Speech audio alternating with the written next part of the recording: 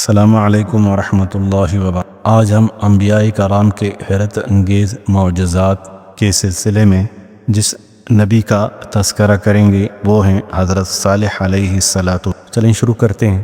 اللہ رب العزت کا قرآن کریم کے اندر ارشاد ہے، اِنَّا مُرْسِلُ النَّاقَةِ فِتْنَةً لَهُمْ فَارْتَقِبْهُمْ وَاصْطَبِرْ وَنَبِّئْهُمْ أَنَّ الْمَاءَ قِسْمَةٌ بَيْنَهُمْ كُلُّ شِرْبٍ مُحْتَضَرٍ فنادوا صاحبهم فتعاطى فعقر فكيف كان عذابي ونذر إنا أرسلنا عليهم صيحة واحدة فكانوا كهشيم المحتضر۔ ہم اونٹنی کو نکالنے والے ہیں ان کی آزمائش کے لیے، سو ان کو دیکھتے بالتے رہنا اور صبر سے بیٹھے رہنا، اور ان لوگوں کو یہ بتلا دینا کہ پانی کنویں کا ان میں بانٹ دیا گیا، ہر ایک باری پر باری والا حاضر ہوا کرے گا۔ سو انہوں نے اپنے رفیق کو بلایا، سو اس نے اونٹنی پر وار کیا اور مار ڈالا، سو دیکھو میرا عذاب اور ڈرانا کیسا۔ ہم نے ان پر ایک نعرہ یعنی فرشتے کا مسلط کیا، سو وہ اس سے ایسے ہو گئے جیسے کانٹوں کی باڑ لگانے والے کی باڑ کا چورا۔ جب اللہ سبحانہ و تعالیٰ کو یہ منظور ہوتا ہے کہ اپنے نبیوں اور رسولوں کی تائید و نصرت معجزات کے ذریعے کریں تو پھر کسی ایک فرد کو نہیں بلکہ ساری امت کو چیلنج کیا کرتے اور ان کو مقابلہ کی دعوت دیتے ہیں، اگر تم سے ہو سکے تو ایک دوسرے کی مدد تعاون سے اس چیلنج کا جواب دو، مگر وہ لوگ ایسا کبھی بھی کرنے کو تیار نہ ہو سکے۔ عطائے معجزات سے مقصد یہ ہوتا ہے کہ کہیں کفار یہ نہ کہہ دیں کہ ایک مدعی رسالت نبی ایک ایسی چیز ہمارے سامنے لایا ہے جس میں ہمیں رسوخ اور مہارت حاصل نہیں تھی، اگر ہم بھی اس چیز کو سیکھ لیتے تو ضرور اس طرح کا معجزہ ہم بھی لا سکتے۔ اس لیے اللہ تعالیٰ ان کے سامنے ایسی چیز لاتے ہیں جسے انہوں نے سیکھا ہوتا ہے، بلکہ اس میں انہیں کمال حاصل ہو، پھر اس کے بعد اس چیز کا چیلنج کرتے ہیں لیکن وہ اس کا مقابلہ کرنے سے عاجز و قاصر رہ جاتے ہیں۔ چیلنج کرنے کا مطلب یہ ہوتا ہے کہ مخالفانہ قوتوں کو کچھ کر گزرنے پر مشتعل کرنا اور بھڑکانا، اور مخالفانہ قوتیں کفار یا مومنین کے علاوہ دوسرے لوگ ہوتے ہیں۔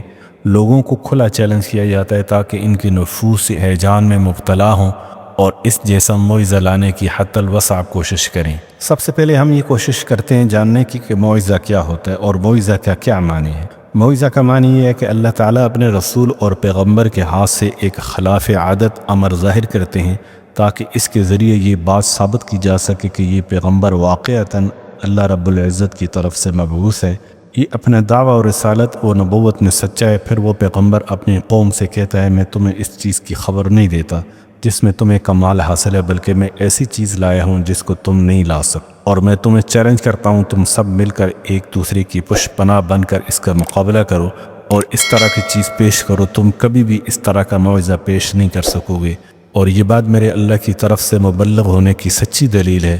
اگر تمہیں میرے سچے ہونے پر دلیل کی ضرورت ہے اور جو باتیں میں کہتا ہوں اس کے متعلق تمہیں کوئی شبہ ہے۔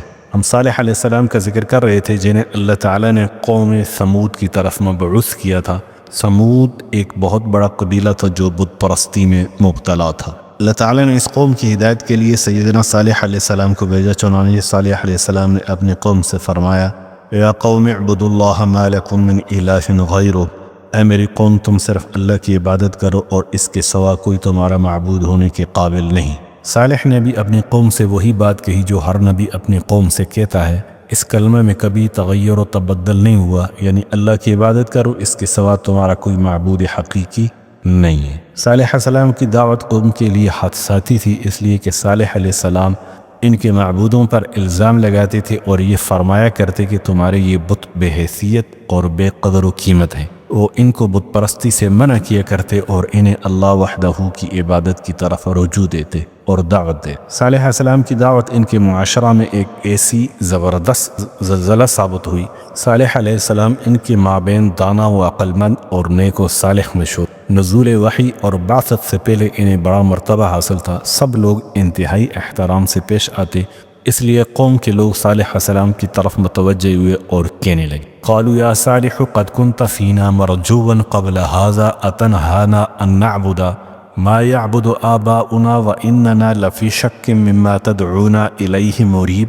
وہ لوگ کہنے لگے، اے صالح تم تو اس سے قبل ہم میں ہونہار معلوم ہوتے تھے، کیا تم ہم کو ان چیزوں کی عبادت سے منع کرتے ہو جن کی عبادت ہمارے بڑے کرتے آئے ہیں، اور جس دین کی طرف تم ہم کو بلا رہے ہو یعنی توحید واقعی ہم تو اس کی طرف سے بڑے بھاری شبہ میں ہیں جس نے ہم کو تردد میں ڈال رکھا۔ قوم نے صالح علیہ السلام کی دعوت توحید سے اظہار نفرت کیا اور یہ کہنے لگی یہ شخص اپنے علم، حسن تدبر اور عقل و صداقت کی بنا پر ہمارے لیے امیدوں کا مرکز تھا۔ اب اس کو کیا ہوا، کیسی باتیں ان کی زبان سے نکل رہی ہیں؟ کیا یہ سب کچھ ہوش و حواس میں کہہ رہا ہے؟ اے صالح، تم نے ہماری ساری امیدوں پر پانی پھیر دی۔ کیا تم ہمیں ان چیزوں کی عبادت سے منع کرتے ہو جس کی ہمارے بڑے باپ دادا عبادت کرتے آئے ہیں؟ قوم سمود دین حق سے ناپسندگی کا اظہار کرنے لگی اور اس بات پر حیران و سرگرداں اور انگشت بدندہ ہونے لگی کہ انہی کا ایک فرد ان کو توحید الہی کی دعوت دے رہا ہے۔ ان کے پاس صالح علیہ السلام کی دعوت کا جواب دینے کے لیے کسی قسم کی کوئی حجت یا دلیل نہیں تھی۔ ان کے پاس ان باتوں کے سوا اور اس ذہنیت کے علاوہ کچھ نہ تھا۔ وہ بس اس امر پر غضبناک اور حیرتناک تھے، اس لیے کہ صالح علیہ السلام جن معبودوں سے ان کو دور رکھنا چاہتے تھے ان معبودوں کی ان کے باپ دادا عبادت کیا کرتے۔ صالح علیہ السلام نے جہالت کی وہ دیوار گرا دی جس کا وہ سایہ حاصل کیا کرتے تھے اور ان فرسودہ رسومات اور مہلک عادات کا صفایا کر دیا جو ان کے ذہنوں پر غالب آ چکے۔ آبائی رسموں کی پیروی نے ان کی عقلوں کو کچھ سوچنے سمجھ سے قاصر کر دیا۔ اگر صالح علیہ السلام نے آ کر ان کی عقلوں کو بیدار کیا تاکہ ان کے دماغ اس واضح امر کے متعلق کچھ غور و فکر کریں، تو صالح علیہ السلام کا ان کو بیدار کرنا ہی تھا کہ وہ غصہ سے آگ بگولا ہو گئے، آپے سے باہر ہو گئے اور سرگرداں ہو گئے۔ ان کی یہ حالت یہ ہوگی کہ وہ اپنی بات کو بھی سمجھ نہیں پا رہے تھے، کیونکہ ان کے سامنے دو چیزیں تھیں، یا تو اپنی عقل کے پردے کھول لیتے اور دعوت صالح علیہ السلام کو قبول کر لیتے، یا پھر اپنی عقل کو اپنی حالت پر چھوڑ رکھتے، اس کو استعمال نہ کرتے اور اپنے باپ دادا کے خیالات اور خرافات پر جمے رہتے اور پہلے سے جاری بری رسومات و عادات پر ڈٹے رہتے، حتیٰ کہ جہالت و بیوقوفی کا اعلیٰ در حاصل کر۔ صالح علیہ السلام کی دعوت ان کے لیے اظہر من الشمس تھی، یہ خالص توحید کی دعوت تھی۔ آپ کی دعوت در حقیقت عقل و فکری کی آزادی کا براہ راست اعلان تھا۔ آپ کی دعوت یہ تھی کہ یہ پتھر بت پرستوں کو ذرا بھی نفع نہیں پہنچا سکتا اور نہ ہی نقصان دے سکتا، صرف اللہ کی ذات قابل عبادت ہے، وہ وحدہ لا شریک ذات ہے، وہی ہر چیز کا خالق و مالک ہے، وہی رزاق و رحیم ہے، وہی نفع رساں ہے۔ صالح علیہ السلام نے یہی چیزیں ان کے سامنے بیان کی، چنانچہ اپنی قوم سے فرمایا اعبدوا اللہ ما لکم من الہ غیرہ، اللہ ہی کی عبادت کرو، اس کے سوا تمہارا کوئی معبود نہیں۔ پھر ان کو خدا تعالیٰ کی نعمتیں یاد دلائیں، فرمایا وَاذْكُرُوا إِذْ جَعَلَكُمْ خُلَفَاءَ مِنْ بَعْدِ عَادٍ وَبَوَّأَكُمْ فِي الْأَرْضِ تَتَّخِذُونَ مِنْ سُهُولِهَا قُصُورًا وَتَنْحِتُونَ الْجِبَالَ بُيُوتًا فَاذْكُرُوا آلاءَ اللَّهِ وَلَا تَعْثَوْا فِي الْأَفْسِدِينَ۔ اور تم یہ حالت یاد کرو، اللہ تعالیٰ نے تم کو عاد کے بعد آباد کیا اور تم کو زمین پر رہنے کو ٹھکانہ دیا کہ نرم زمین پر محل بناتے ہو اور پہاڑوں کو تراش تراش کر ان میں گھر بناتے ہو۔ سو خدا تعالیٰ کی نعمتوں کو یاد کرو اور زمین میں فساد مت پہ۔ مطلب یہ کہ اللہ تعالیٰ نے قوم عاد کے بعد تمہیں آباد کیا تاکہ تم ان کی حالت سے عبرت حاصل کرو اور اپنے اعمال کی اصلاح کرو۔ اس ذات نے تمہارے لیے زمین مباح کر دی کہ نرم زمین میں تم محلات بناؤ اور پہاڑوں کو تراش کر اپنے شاندار اور عالی شان، جس کے استحکام اور صنعت کو دیکھ کر عقلیں حیران رہ جاتی۔ پس تم اللہ تعالیٰ کی ان نعمتوں کا شکر نیک اعمال اور وحدہ لا شریک کی ذات کے ذریعے بجا لو۔ اس کی نافرمانی سے باز آؤ کیونکہ اس کا انجام نقصان دہ ہے۔ اس لیے صالح علیہ السلام نے ان کو ان الفاظ میں نصیحت فرمائی اتترکون فیما ہاؤنا آمنین فی جنات وعیون وزروع ونخل طلعها عظیم، کیا تم کو انہی چیزوں میں بے فکری سے رہنے دیا جائے گا جو یہاں دنیا میں موجود ہیں، یعنی باغوں میں اور چشموں میں اور کھیتوں میں اور ان کھجوروں میں جن کے گچھے خوب گھوندے ہوئے۔ جب قوم سمود نے صالح علیہ السلام کی دعوت کی مخالفت کی اور یہ کہا کہ تم تو ہمارے درمیان بڑے عقل و فہم رکھنے والے شخص تھے، ہمیں تم سے بڑی امیدیں وابستہ تھیں وغیرہ وغیرہ، تو حضرت صالح علیہ السلام نے بڑے نرم انداز میں ان کی بات جواب دی اور ان سے خوش اخلاقی سے پیش آئے۔ چنانچہ اپنی قوم سے فرمایا یا قوم ارأیتم ان کنت علی بینۃ من ربی وآتانی منہ رحمۃ فمن ینصرنی من اللہ ان عصیت فما تزیدوننی غیر تخسیر۔ اے میری قوم، بھلا یہ تو بتلاؤ کہ اگر میں اپنے رب کی جانب سے دلیل پر قائم ہوں اور اس نے مجھ کو اپنی طرف سے رحمت یعنی نبوت عطا فرمائی ہو، سو اس حالت میں اگر میں خدا کا کہنا نہ مانوں تو یہ بتلاؤ کہ پھر مجھ کو خدا کے عذاب سے کون بچا لے گا؟ تو تم تو سراسر میرا نقصان ہی کر رہے ہو۔ یعنی صالح علیہ السلام نے ان سے فرمایا اگر حقیقت حال میرے کہنے کے مطابق ہی نکلی تو بتاؤ پھر میرے متعلق تمہارا کیا خیر؟ اللہ کے ہاں تمہارا کیا عذر ہوگا؟ اس کے عذاب سے پھر تمہیں کون چھڑا سکے گا؟ تمہارا حال یہ ہے کہ تم مجھ سے مطالبہ کر رہے ہو کہ میں تمہیں اطاعت خداوندی کی دعوت چھوڑ دوں، لیکن قوم پر کوئی اثر نہ ہوا، بلکہ الٹا صالح علیہ السلام پر الزام دھرنے لگے، ان پر تہمتیں لگانے لگے، کہنے لگے یہ تو سحر زدہ ہے، یعنی اس کے اوپر جادو ہے، اسے تو خود اپنی بات کی خبر نہیں کہ میں کیا کیا۔ یہ جو توحید اختیار کرنے اور بت پرستی چھوڑنے کی دعوت دے رہا ہے، اس حقیقت کو یہ خود نہیں سمجھ۔ قوم سمود اسی طرح کے الزامات اور اعتراضات ان پر کرنے لگی، اور ہر وقت ان کی مخالفت اور ان سے معارضہ مقابلہ کرنے لگی، اور دوسری طرف صالح السلام ان کو دن و رات دعوت دیتے رہے، ہر طرح سے جاتے رہے، شاید یہ لوگ بت پرستی سے باز آ جائیں اور توحید کی دعوت قبول کر۔ حضرت صالح علیہ السلام نے ان سے کہا کہ تم اللہ تعالیٰ سے استغفار کر لو، ہو سکتا ہے وہ تمہارے گناہ بخش دے، اللہ سے توبہ کر لو، بت پرستی کو چھوڑ کر صرف عبادت اختیار کر، اگر ایسا کرو گے تو اللہ تعالیٰ تمہاری توبہ قبول کرے گا اور تمہیں معاف کر دیں گے۔ صالح علیہ السلام نے ان سے یہ بھی فرمایا ان ربی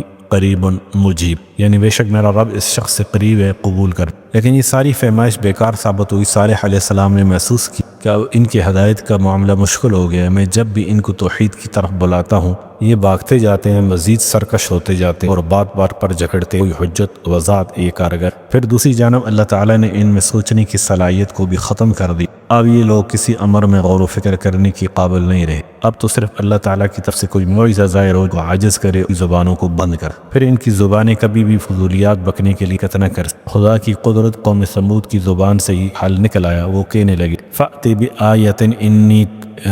بآیۃ ان کنت من الصادقین، سو کوئی معجزہ پیش کرو اگر تم دعویٰ نبوت میں، یعنی قوم سمود نے صالح علیہ السلام سے کوئی ایسا معجزہ پہ طالبہ کر دیا جو ان کی دعوی نبوت اور پیش کردہ دین حقیقت پر دلیل ہو۔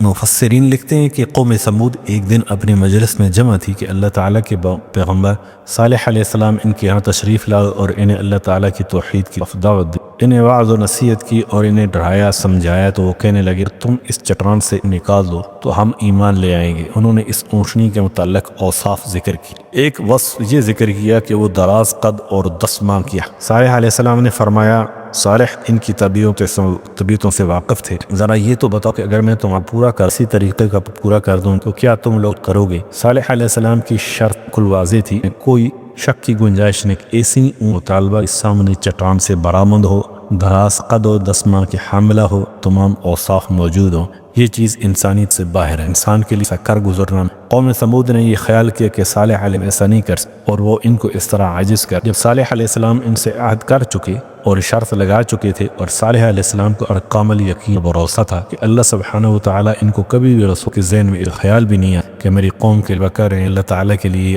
آسان ہے، لہذا یہ معجزہ اپنے رب سے مانگ آسان ہے۔ اور قوم نے انتظار کیا، جب قوم نے دیکھا کہ صالح علیہ السلام متعین چٹان سے عاجز تو شروع ہوگی ان کا مذاق اڑانے اور استہزاء کرنے، کیونکہ ان کے خیال کے ایسا کرنا ناممکن، انہیں اس امر کے محال ہونے کا مکمل یقین۔ صالح علیہ السلام اپنے رب کی طرف متوجہ ہوئے، عزگاہ میں کھڑی ہوئے اور جس قدر پھر اپنے رب کی طرف کامل توجہ، خشوع و خود ایمان و یہ لوگ جس چیز کا مطالبہ کر رہے ہیں اس کو پورا کر دے۔ بس صالح علیہ السلام کا دعا کرنا ہی تھا کہ نوازا۔ پھر اللہ تعالیٰ نے اس چٹان کو حکم دیا اشارہ کر اپنے اندر سے ایک عاملہ جس میں جو انہوں نے بیان کیا، جن اوصاف کی شرط یوں ہی اللہ تعالیٰ کے معجزات میں سے ایک معجزہ اور نشانی، اس لیے کہ اصل میں معجزہ اللہ کی قدرت کی نشانی ہے۔ کہا جاتا ہے کہ خود اونٹنی معجزہ تھی، کیونکہ وہ چٹان جو کسی پہاڑ میں تھی ایک دن پھٹی، اس سے حاملہ اونٹنی نکلی، ساتھ ہی بچہ اس سے نکلا، بچہ غیر معروف طریقے پر پیدا ہوا۔ اس کہا جاتا ہے کہ اونٹنی اس لیے معجزہ تھی کہ وہ ایک ہی دن میں کنویں میں موجود سارا پانی پی جاتی تھی، اس دن کوئی دوسرا جانور پانی کے قریب بھی نہ جائے۔ بعض کہتے ہیں کہ اونٹنی اس لیے معجزہ تھی جس دن وہ اونٹنی پانی پیتی تھی تو سب لوگوں کو کافی ہو۔ بہرحال یہ اونٹنی ایک معجزہ تھی، اللہ تعالیٰ نے کیا ہے نا قتل، یعنی یہ اللہ کی اللہ سبحانہ و تعالیٰ نے اس اونٹنی کی نسبت اپنی طرف، اس کا معنی یہ ہے کہ اونٹنی اللہ کی قدرت کی نشانی اور اس کا معجزہ کیسے تھی، اس کو بیان کرنے کے بعد ہم دوبارہ صالح علیہ واقعی کی آتے ہیں۔ جب خدا تعالیٰ نے اس چٹان کو مذکورہ اوصاف سے متصف اونٹنی برآمد کرنے کا حکم دیا، اس چٹان سے ویسی اونٹنی نکلی، بچے کے ساتھ کے سامنے ظاہر ہو گئی۔ جب قوم سمود نے یہ معجزہ اپنی آنکھوں سے یہ عظیم الشان منظر دیکھا، اللہ تعالیٰ کی قدرت عظیمہ اور دلیل قاطع اور برہان ساطع دیکھ لی، تو بہت سے لوگ ایمان لے۔ پھر بھی اکثر لوگ اپنے کفر، اپنی ضلالت اور اپنے عناد پر قائم اور مصر رہے۔ اللہ صالح علیہ السلام نے ان سے فرمایا وَيَا قَوْمِ هَٰذِهِ نَاقَةُ اللَّهِ لَكُمْ فَذَرُوهَا تَأْكُلْ فِي أَرْضِ اللَّهِ وَلَا تَمَسُّوهَا بِسُوءٍ فَيَأْخُذَكُمْ عَذَابٌ، اور اے میری قوم، یہ اونٹنیاں اللہ کی جو تمہارے لیے دلیل ہے، سو چھوڑ دو کہ اللہ اور اس کو برائی اور تکلیف دہی کے ساتھ آپ ہی مطلب ہی تم کو فوری عذاب۔ اس اونٹنی نے قوم سمود کو شروع ہی سے مبعوث کر دیا۔ یہ بڑی مبارک اونٹ، اس کا دودھ ہزاروں بچوں اور مردوں کے لیے، جہاں یہ آ لیے بیٹھتی وہاں کے حیوانات کسی دوسری جگہ چلے۔ یہ بات بالکل عیان تھی نہیں ہے، بلکہ قدرت کی نشانیوں میں سے ایک نشانی ہے، وہ اونٹنی اس جان رہنے لگی۔ کچھ لوگ تو مشرف با ایمان ہو گئے، لیکن اکثریت اپنے کفر و عناد پر قائم رہی۔ ایمان لانے والے لوگوں کے جو رئیس تھے، ان کا نام جندہ بن عمرو بن محلا تھا۔ ان کا شمار ان کے اوصا اور شرفاء میں ہوتا۔ اس قوم کے دور رئیسوں کی سوا جن دواب ابن عمرو اور حباب ہیں، باقی تمام شرفاء قوم نے صالح علیہ السلام کے دین میں مداخلت۔ حباب اپنے قوم کے بتوں کے صاحب تھے، زواب اور حباب اپنی قوم کو صالحان کے معاملہ دین میں مداخلت کا سے منع۔ جب صالح علیہ السلام نے قوم کو اس بات سے ڈرایا کہ یہ اللہ کی اونٹنی ہے، تو اس کو برائی کے ساتھ، تو قوم کو یہ بات ناگوار ہوئی کہ یہ اونٹنی کے سامنے زندہ رہے، جہاں چاہے ان کی زمینوں میں چرتی پھرے اور اپنی باری کے دن کنویں کا سارا پائے۔ وہ لوگ اپنی باری کے موقع پر، یعنی جو دن ان کے لیے مخصوص تھا، اپنے ضروری کر لیے۔ کہا جاتا ہے کہ وہ اس اونٹنی کا دودھ کفایت کے ساتھ پیے۔ فرمایا لہا شرب ولکم شرب یوم معلوم، پانی پینے کے لیے ایک باری اس کی ہے اور ایک مقرر دن میں۔ یہ اونٹنی ان کے لیے ایک بہت بڑا امتحان اور آزمائش تھی، آیا وہ کو دیکھ کر آتے ہیں یا کفری کر۔ اللہ تعالیٰ نے صالح علیہ السلام سے فرمایا فارتقبہم، سو ان کو دیکھتے بھال، یعنی ان کا انتظار کرو، اور وصطبر، اور صبر سے بیٹھے، یعنی ان کے اذیتوں پر صبر کرتے رہنا یہاں تک کوئی خبر آگے فرمایا ونبئہم ان الماء قسمۃ بینہم کل شرب محتضر، اور ان لوگوں کو یہ بتلا دینا کہ پانی کنویں کا ان میں بانٹ دیا گیا ہے، ہر ایک باری پر۔ یہ بات واضح ہونے کے باوجود کہ یہ اونٹنی کوئی عام قسم کی نہیں ہے، بلکہ یہ تو اللہ موعظہ ہے۔ قوم سمود کی کراہت و نفرت سیدنا صالح علیہ، اب ساری ریشہ دوانیاں اور سازشیں اس خلاف شروع، اس کے خلاف تانے بانے بننے جانے لگے۔ کافروں کو اس عظیم الشان اور نفرت ہو، بلکہ قدرت کی نشانی سے اور موعظہ خداوندی کو ناپسند کرنے، اپنے دل میں اس کے خلاف تدبیریں بنانے لگے۔ سرداران قوم کی طرف سے بری تدبیر آنا امر طبعی تھا۔ مورخین اور علماء تفسیر نے یہ بات ذکر کی۔ قوم سمود کی دو عورتیں تھیں، صدوقہ محیا بن ظہیر بن مختار کی بیٹی تھی، بڑے حسب و نسب والی مالدار تھی۔ پہلے وہ مسلمان آدمی کی بیوی تھی، صالح علیہ السلام ایمان لے آیا، پھر عورت نے اس کو چھوڑ دیا اور اسے علیحدگی۔ اس عورت نے اپنے چچا کے بیٹے مسرا کو دعوت دی، پھر بھرج بن محیا کا بیٹا تھا، اس کو اپنا نفس پیش کی کہ وہ اس اونٹنی کو مار دے۔ دوسری عورت کا نام تھا عنیزہ، جو غنیم بن مجلس کی بیٹی، اور ام غنمہ یا ام عثمان، اس کو بہت بوڑھی کافرہ تھی۔ یہ شوہر دواب بن عمرو تھے، جس کی طرف سے چند بیٹیاں تھیں۔ دواب قوم کے سرداروں میں سے سردار تھا۔ اس عنیزہ نے اپنی چاروں بیٹیاں قدار بن سالف کو اس شرط پر پیش کی، وہ اگر اس اونٹنی کو مار دے تو اسے جو بیٹی بھی وہ لینا چاہے لے سکتے۔ چنانچہ ان دونوں جوانوں مسرا اور قدار بن سالف نے اپنی قوم سے مار دینے سبقت دکھا، پھر 7 مزید لوگ منوا ہو گئے، اس طرح ان کی تعداد 9 ہو گئی۔ اسی کا ذکر اس فرمان خداوندی میں ہے وَكَانَ فِي الْمَدِينَةِ 9 رَهْطٌ يُفْسِدُونَ فِي الْأَرْضِ وَلَا، اور کفر کے سرغنہ اس بستی میں 9 شخص تھے جو سرزمین میں فساد کی اور ذرا اصلاح نہ کر۔ قوم سمود کی ایک بہت بڑی اور اہم میٹنگ ہوئی، سب نے اونٹنی کے قتل کی سراہا، اور جب شہر سمود پر رات چھا گئی، بلند و بالا پہاڑوں نے اپراشے ہوئے گھروں کو لے لی، اور کافروں کو اس بات کا پورا یقین ہو گیا اب کوئی بھی شان نہیں پہنچ، اور پہاڑوں میں بنے کسی محل کے اندر کر دی گئی۔ سارے کفار بیٹھ کے شراب و کباب کا چلا، تمام رؤسائے قوم۔ میٹنگ کا انعقاد عمل میں آیا ایک طویل گفتگو۔ ان میں سے ایک کافر نے کہا أَبَشَرًا مِنَّا وَاحِدًا نَتَّبِعُوهُ إِنَّا إِذًا لَفِي ضَلَالٍ وَسُعُرٍ، کیا ہم ایسے شخص کا اتباع کریں گے جو ہمارا جنس کا اور اکیلا ہے، تو اس صورت میں ہم بڑی غلطی کے جنون میں پڑ جائیں۔ اور دوسرا کہنے لگا أَأُلْقِيَ الذِّكْرُ عَلَيْهِ مِن بَيْنِنَا بَلْ هُوَ كَذَّابٌ أَشِرٌ، کیا ہم سب میں سے اس پر وحی نازل ہوئی ہے؟ ہرگز کہ یہ بڑا جھوٹا اور بڑا شیخ۔ شراب کے جان چلتے رہے اور ان کی گفتگو کا رخ صالح علیہ السلام سے ہٹ کر اس ہو گیا۔ ان میں سے کسی کافر نے یہ کہا جب گرمیاں آتی ہیں تو یہ اونٹنی خوشنما ٹھنڈی وادی میں چلی جاتی ہے، باقی ساری مویشی اس سے ڈر کر کسی گرم جگہ میں چلے جاتے ہیں۔ ایک اور کافر کہنے لگا اور جب سردیاں آتی ہیں تو یہ اونٹنی کوئی گرم جگہ ڈھونڈتی ہے، اور اس میں آرام کرتی ہے، اور ہمارے مویشی اس سے ڈر کر کسی ٹھنڈے مقام پر چلے جاتے ہیں اور بیماری کے شکار ہو۔ کافروں کی ساری جماعت نشہ میں مخمور تھی اور شراب کا دور بھی چل رہا تھا۔ اس کی وجہ سے شراب کے جام ان کے ہاتھوں میں ہل رہے تھے۔ کسی صاحب مجلس نے کہا، یہ مغنیہ گلوکارہ تھوڑی دیر کے لیے گانے سے توقف کرے تاکہ ہم اس مسئلے پر کچھ غور و فکر کر سکیں۔ سارا مجمع خاموش ہو گیا۔ پھر نشہ میں مست ایک شخص نے سب کی خاموشی یہ کہہ کر توڑ دی، اس مسئلے کا صرف ایک ہی حل ہے۔ سب نے پوچھا وہ کیا؟ وہ کہنے لگا، اس مسئلے کا واحد حل یہ ہے کہ ہم اس اونٹنی ہی کو ختم کر دیں اور مار ڈالیں، پھر اس کے بعد اس صالح علیہ السلام کو بھی قتل کر ڈالیں۔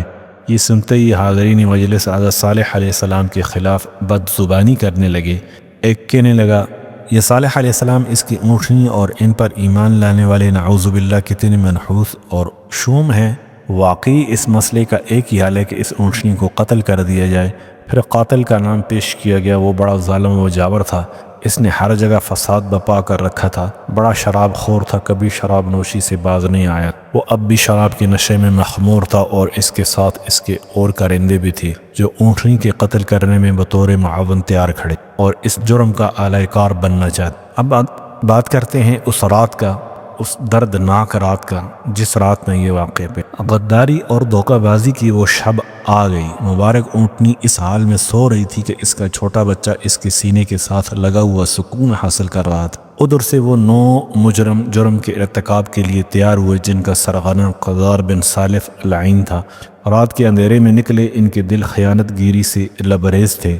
ان کے سرغنہ قدار بن سالف نے بہت زیادہ شراب پی رکھی تھی، حتیٰ کہ وہ نہ دیکھ سکا کہ اس کے سامنے کیا ہے، اور وہ 9 آدمی نے اس اونٹنی پر حملہ کے لیے تیار تھے۔ اونٹنی اور اس کا بچہ گھبرا کر اٹھے۔ قاتلوں کے ہاتھ ان کا کام تمام کرنے کے لیے ان تک پہنچ چکے تھے۔